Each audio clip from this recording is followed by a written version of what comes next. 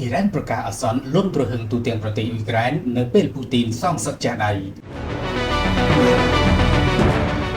ស៊ីរ៉ានប្រកាសអសន្នទូទាំងប្រទេសអ៊ុយក្រែនអំឡុងពេលរុស្ស៊ីបើកការវាយប្រហារទ្រង់ទ្រាយធំខណៈមានសេចក្តីរាយការណ៍ថាមនុស្ស4នាក់បានបាត់បង់ជីវិតនិងជាង20នាក់រងរបួសការបាញ់ស្រោចយ៉ាងចាស់ដៃនេះកើតឡើងបន្ទាប់ពីមេដឹកនាំវិមានក្រុមឡើង Vladimir Putin ប្រាប់ប្រធានាធិបតីអាមេរិក Donald Trump ថាលោកត្រូវតែសងសឹកអ៊ុយក្រែនដែលប្រើប្រតិបត្តិការសំណាញ់ពីងពីងវាយប្រហារមូលដ្ឋានទ័ពរុស្ស៊ី5កន្លែងបំផ្លាញយន្តហោះចម្បាំងអស់ច្រើនគ្រឿងតាមការចុះផ្សាយរបស់ BBC ក្នុងការសងសឹករបស់លោកពូទីននៅថ្ងៃសុក្រទី6ខែមិថុនាឆ្នាំ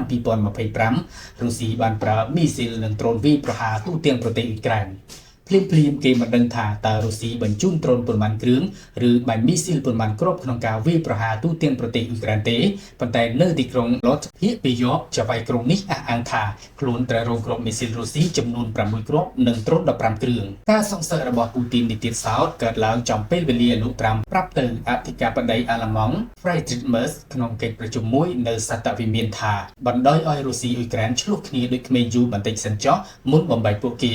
លោកត្រាំនិយាយថាពេលខ្លះក៏ល្អដែរដែលទុកឲ្យក្មេងៗឆ្លោះគ្នាមួយរយៈសិនហើយចាំយើងបំបែកពួកគេតាមការបញ្ជាក់ពីលោកត្រាំលោកក៏លើកឡើងពីពាក្យប្រៀបធៀបនេះទៅកាន់សមាភិកីពូទីនដែលនៅក្នុងការហៅទូរស័ព្ទកាលពីថ្ងៃមុន